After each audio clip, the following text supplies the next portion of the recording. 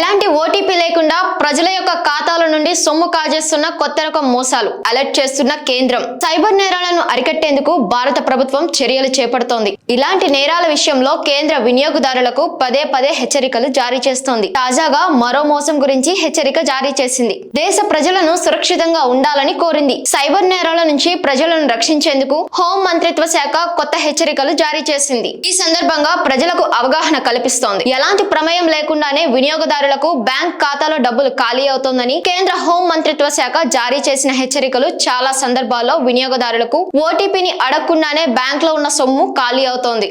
ప్రజలను మోసం చేసేందుకు కొత్త రకం మార్గాలు.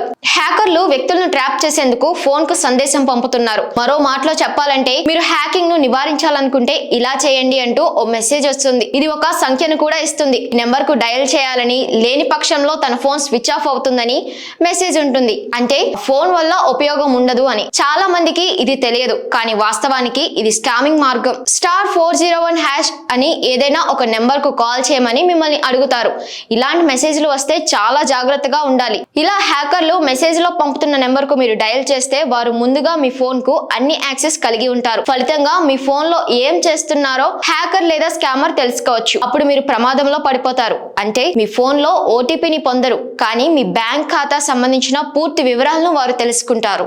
ఇలాంటి మోసాల నుండి మిమ్మల్ని మీరు రక్షించుకోవాలనుకుంటే ముందుగా అలాంటి సందేశాలకు ప్రత్యుత్తరం ఇవ్వకండి. ఎందుకంటే ఫోన్ లేదా సిమ్ కార్డ్ హ్యాక్ అయితే ఫోన్ లో ఎలాంటి సమాచారం ఇవ్వదు. చాలా సందర్భాల్లో మీరు యాప్ ని ఫోన్ కి డౌన్లోడ్ చేయమని కూడా అడుగుతుంటారు. వాస్తవానికి ఇది VPN యాప్. ఇది మీ ఫోన్ నుండి మొత్తం డేటాను దొంగలిస్తుంది. అందుకే తెలియని నెంబర్ల లింకులపై క్లిక్ చేయవద్దు.